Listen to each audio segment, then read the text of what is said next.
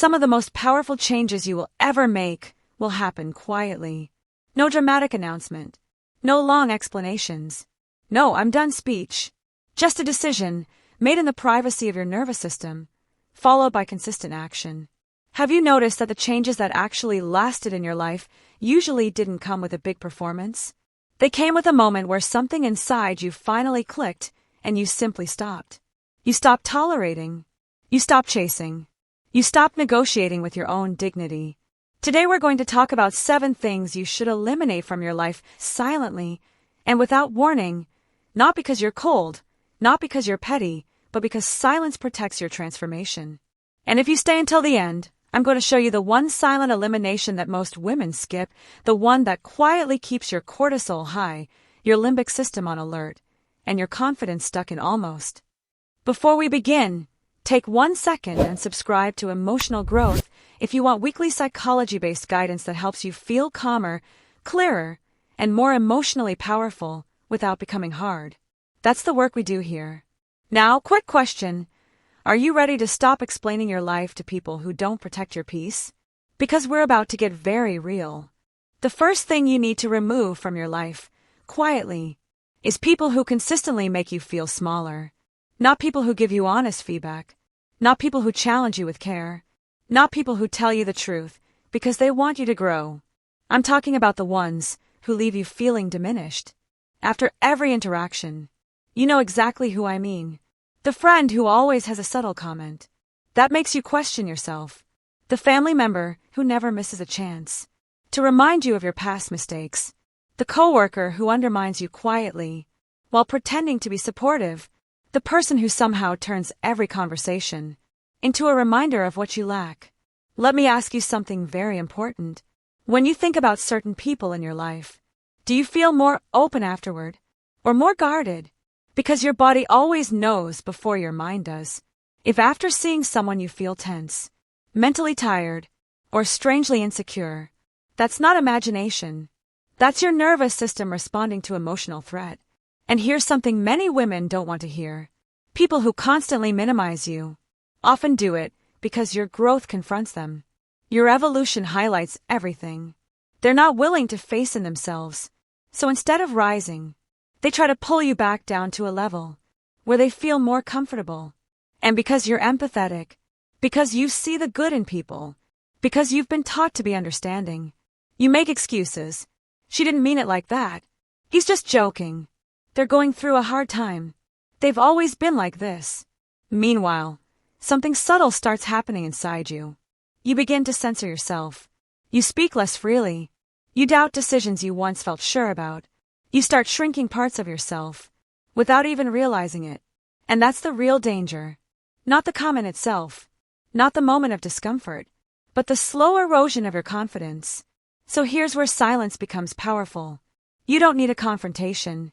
You don't need a long message. You don't need to explain your feelings. Because explanations invite negotiation. And negotiation invites manipulation. Instead, you reduce access. You stop sharing personal details. You become less available. You don't initiate contact as much. You politely decline invitations that drain you. No drama. No accusations. No emotional speeches. Just distance. And yes, some people will notice. They may say you've changed. They may say you're cold. They may tell others you've become distant or arrogant. And this is the moment most women break. They rush to clarify. They rush to explain. They rush to prove they're still kind. But listen to me carefully. You do not owe emotional access to people who consistently make you feel unsafe being yourself. Let them misunderstand you. People who benefit from your silence breaking are not invested in your peace. And here's something freeing you need to understand. When you stop reacting, when you stop explaining, when you stop engaging emotionally, the dynamic collapses on its own. Because it was never built on mutual respect. It was built on your availability. And when availability disappears, the relationship either adjusts or dissolves. Both outcomes serve you. So let me ask you this honestly. Who in your life feels entitled to constant access to you without offering emotional safety in return? You don't need to cut them off dramatically. You don't need to justify anything. You just step back. Quietly. consistently, without guilt. And as you do, something interesting happens. Your energy returns. Your thoughts become clearer. You feel lighter. Not because you hurt someone, but because you've finally stopped hurting yourself. Now take a breath, because the next thing you need to remove quietly is even more deeply ingrained. It's not a person, it's a pattern, and most women don't realize how much it controls their lives. The next thing you need to remove quietly from your life is the need to be liked by everyone. This one is subtle, because it often disguises itself as kindness. You tell yourself you're just being considerate, that you don't want to disappoint anyone, that you're trying to keep the peace. But beneath that surface, there is often something much deeper, a belief you learned early on, that love is conditional, that acceptance must be earned, that being agreeable keeps you safe. So you adapt. You say yes when you want to say no. You show up when you're exhausted. You carry responsibilities that were never yours. You smooth things over, even when you were the one hurt. And over time, your life becomes quietly exhausting. Let me ask you something honestly. Do you ever feel resentful? Even though no one technically forced you to do anything? That resentment is important, because it's a signal. It's your inner self realizing that you've been abandoning your own needs to protect other people's comfort. And the cost of that is high. When you constantly seek approval, your emotional system never fully rests. You stay alert. You monitor reactions. You replay conversations in your head. You wonder if you said the wrong thing. Your nervous system remains on standby. And this is why so many women feel tired. Even when their lives don't look chaotic on the outside, they are emotionally overextended. Here's something liberating you need to hear. You are not responsible for managing other people's emotions. You are responsible for your integrity. And those two things are not the same. Saying no does not make you unkind. Setting limits does not make you selfish. Choosing yourself does not make you difficult.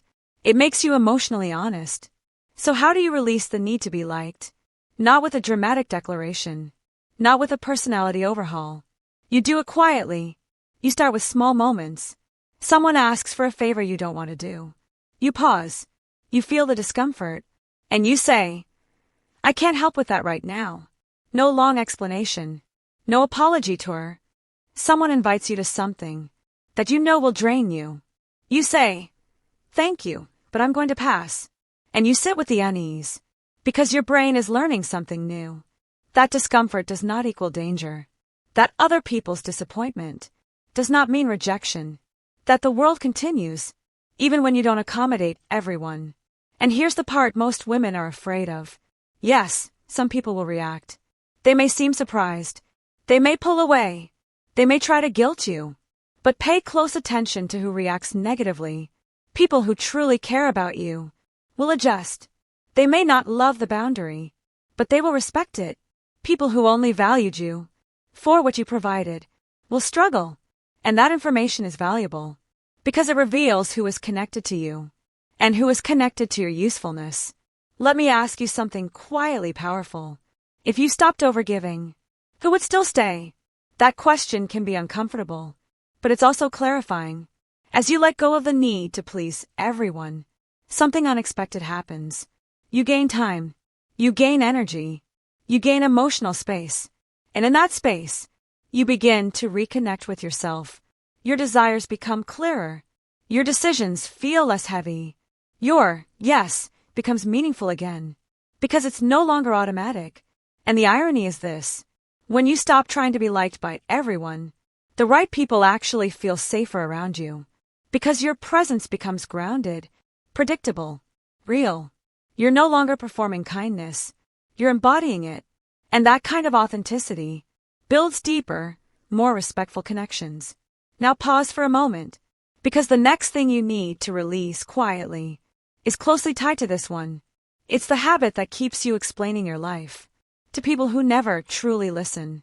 And once you let it go, you'll feel an immediate shift in how you carry yourself.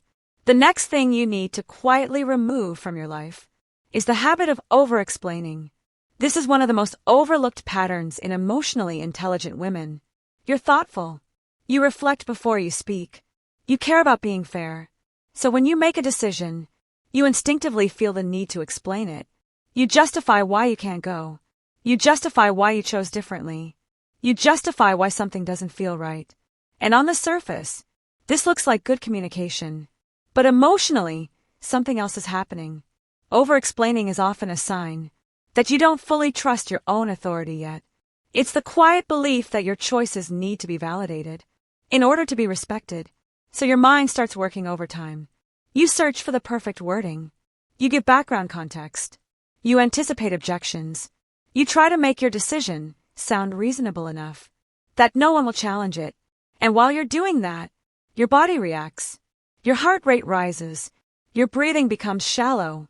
Your thoughts speed up because your nervous system has entered negotiation mode. Because your nervous system has entered negotiation mode, you're no longer grounded in your decision. You're trying to protect it. Let me ask you something honestly. Have you ever finished explaining yourself and still felt misunderstood? That's because explanations don't create respect. Presence does. Here's something most women were never taught. You don't need to convince people to respect your boundaries. Boundaries are not arguments. They're statements. And the moment you justify them excessively, you turn them into open discussions. So how do you release this pattern quietly?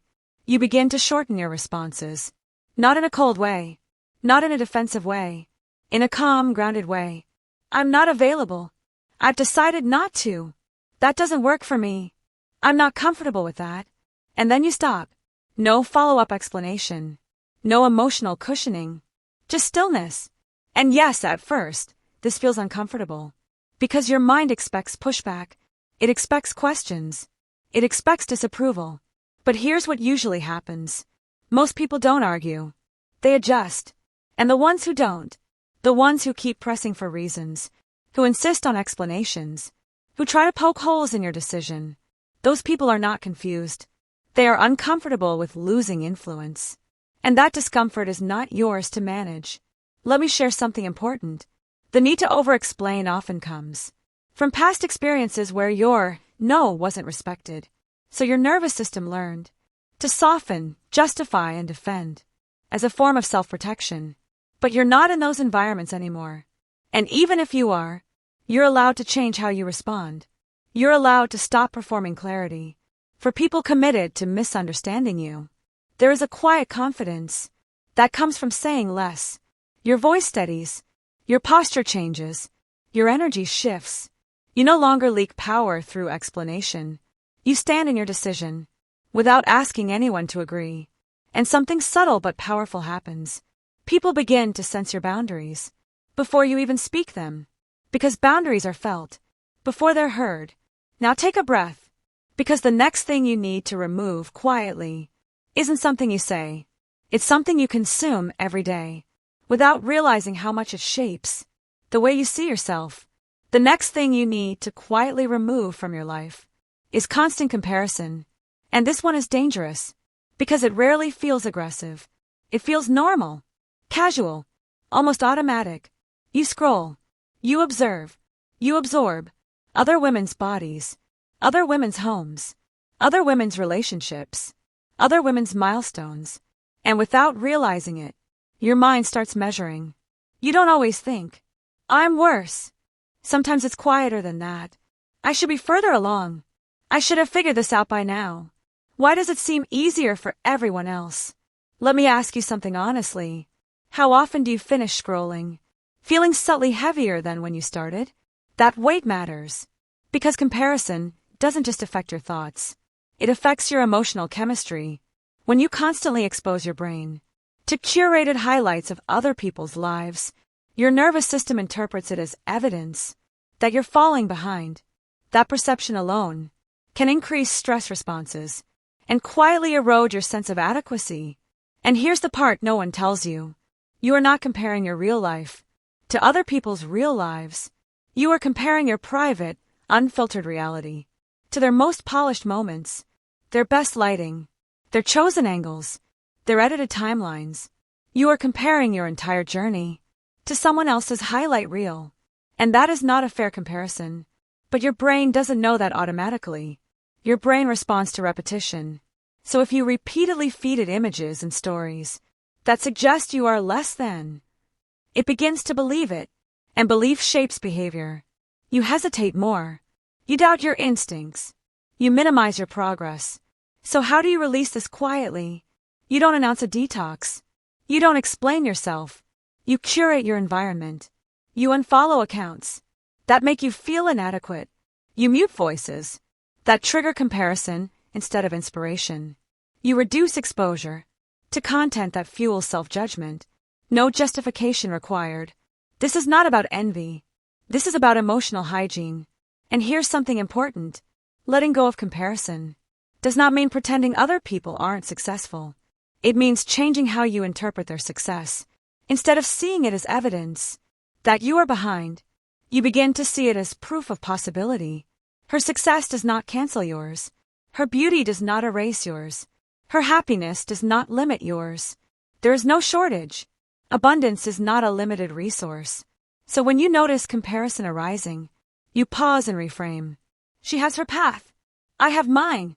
We are not in competition. This takes practice, because comparison is a habit. But every time you interrupt it, you weaken its hold. And slowly, your attention returns to where it belongs. To your own life, your own values, your own timing. And something else shifts too. When you stop measuring yourself against others, you start appreciating your own progress. Things you once dismissed begin to feel meaningful again. Your growth becomes visible because you're finally looking at it. Now pause for a moment, because the next thing you need to quietly release is not happening around you. It's happening inside you. It's the way you keep revisiting a version of your life that no longer exists. And until you let it go, it will quietly keep pulling you backward. The next thing you need to quietly remove from your life is your unhealthy attachment to the past. Not your memories, not your lessons, but the way your mind keeps returning there. Long after those moments have ended, many women don't realize how much energy they spend reliving things that can no longer be changed. Old conversations, old mistakes, old versions of themselves, moments where you wish you had spoken differently, times you regret staying too long, decisions you would never make today. And every time your mind goes back, your body reacts as if it's happening now. Your chest tightens, your stomach knots, your thoughts spiral, because the nervous system doesn't know the difference between memory and reality. So even when you're physically safe in the present, part of you remains emotionally stuck in the past. Let me ask you something gently. How often do you replay moments, hoping this time they'll end differently? That replaying doesn't bring closure. It keeps wounds open. And here's something important. You cannot build a new future while punishing yourself for an old version of you. The woman you were then made decisions with the awareness she had at the time. She didn't know what you know now. She didn't have the boundaries you have now. She hadn't learned the lessons you've learned since. So continuing to judge her only traps you in an outdated identity. Releasing the past doesn't require a ritual. It doesn't require forgiveness speeches. It starts with a quiet internal decision. I am no longer going to live there. When memories arise, you don't fight them. You don't analyze them endlessly. You acknowledge them. That was then. This is now. And you bring your attention back to what's real in this moment. Your breath, your body, your surroundings. This is how you retrain your emotional system to feel safe in the present. And if you need something tangible, you can write, not to perform healing, but to process it. Write to your past self, the one who didn't know better, the one who stayed, the one who tried. Write with compassion, not judgment. And then quietly, you let it go. You don't announce it. You don't seek validation. You simply stop feeding the memory with your energy, because attention is energy, and where you place your attention determines where your life grows. When you loosen your grip on the past, something unexpected happens. You become more present, more grounded, more available to what's in front of you. Your mind becomes quieter, your reactions soften, and space opens. Space for clarity, space for creativity, space for something new. Now take a breath, because the next thing you need to release quietly is one of the most common traps for capable, intelligent women. It's the pattern that convinces you you're not ready yet, and it's been costing you more time than you realize. The next thing you need to quietly remove from your life is perfectionism. Not high standards, not care, not excellence, but the version of perfectionism that keeps you frozen. The one that tells you, not yet, not ready. Once everything is clearer, once I feel more confident, once I stop being afraid. This form of perfectionism doesn't protect your potential. It postpones your life. Many capable, intelligent women live with the silent belief that one day they'll wake up, fully prepared, emotionally steady, completely confident, certain of every step. But that day doesn't come, because confidence isn't a prerequisite for action. It's a result of it. Let me ask you something honestly. How many ideas have you kept private because you didn't feel ready to be seen? How many changes have you delayed, waiting for the right moment? And how much time has passed while you were waiting? Perfectionism often disguises itself as responsibility, but underneath it there's fear. Fear of being judged, fear of failing publicly, fear of being misunderstood. So instead of risking imperfection, you stay in preparation mode, planning, refining, thinking. And thinking feels productive, but thinking without movement slowly turns into self-betrayal. Because while you're waiting to be perfect, life keeps moving. Opportunities pass, doors close, other people, often less prepared, less reflective, step forward. Not because they're better, but because they're willing to begin imperfectly. Here's the truth that changes everything. You don't become ready before you start. You become ready by starting. Growth happens in motion. Clarity comes from action. Confidence is built through experience. And this is why perfectionism is so costly. It keeps your potential locked, in theory instead of reality. So how do you release it quietly? You don't announce a breakthrough. You don't make a big declaration. You simply begin. In private, without witnesses, without expectations. You take one small step. Before your mind feels comfortable, you allow yourself to be inexperienced, to be awkward, to learn as you go. And when mistakes happen, and they will, you don't collapse into self-criticism. You adjust. Because mistakes are not proof of inadequacy. They are proof of participation. And something subtle shifts when you do this. Your relationship with fear changes. Fear stops being a stop sign and becomes information. It tells you where growth is happening. And as you stop waiting for perfection, your life expands. Not all at once, not dramatically, but steadily. You feel more alive, more engaged, more connected to yourself, because you're no longer observing your life from the sidelines. You're in it. Now pause for a moment. Take a breath, because when you remove perfectionism, something else falls away naturally. The fear of being judged. You realize that people will have opinions, no matter what you do. So you might as well live in a way that feels honest.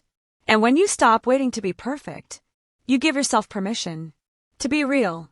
And that, quietly, powerfully, changes everything. Now take a moment and notice how you feel. Because if you remove, quietly, the people who shrink you, the need to be liked, the habit of over-explaining, constant comparison, your attachment to the past, and the need to be perfect before you begin, something very important happens. You create space, not empty space, but intentional space. Space for calm, space for clarity, space for a version of you that doesn't need to perform, justify, or prove anything. And this is what most people never tell you. Real transformation is not loud. It doesn't demand attention. It doesn't announce itself. It doesn't ask for permission. It happens quietly, in the way you respond instead of react, in the way you step back instead of explain, in the way you choose yourself, without needing anyone to understand why. Over time, people will notice something. They may not be able to name it, but they'll feel it. They'll say you seem calmer, more grounded, more sure of yourself. They might ask what changed, and you won't need to give them the story, because the work was internal. The decisions were private. The growth was quiet. You don't owe anyone access to the process of becoming yourself. And if you're listening to this right now and thinking, I want to go deeper, but I don't know how to stay emotionally steady when things get hard, I want you to know something. You don't have to figure this out alone. If you want to go even deeper into your emotional development, I've created a practical guide to emotional self-mastery to support you. It was designed to help you regulate your emotions, stop overreacting or oversharing, and build inner stability step by step, at your own pace. You'll find the guide in the first pinned comment below. No pressure, just support, if and when you're ready. And here's the most important part of all. You don't need to eliminate everything at once. Trying to change everything is how most people fail. Instead, choose one thing. Just one. The one that made your chest tighten. The one that felt familiar in an uncomfortable way. The one you've been tolerating longer than you want to admit. And start there. Not tomorrow. Not next month. Today. Silently. No announcements. No explanations. Just one small, deliberate shift. Because consistency beats intensity every time. And as you remove what no longer belongs, you'll notice something unexpected. You won't feel emptier. You'll feel lighter. More present. More aligned. More at home in yourself. That's not selfishness. That's emotional maturity. If this video resonated with you, if it put words to something you've been feeling, but couldn't quite articulate, then this space was made for you. You're not behind. You're not broken. You're not failing. You're becoming more aware. And awareness is where change begins. If you want to continue this kind of work, calm, grounded, psychologically informed growth, make sure you're subscribed.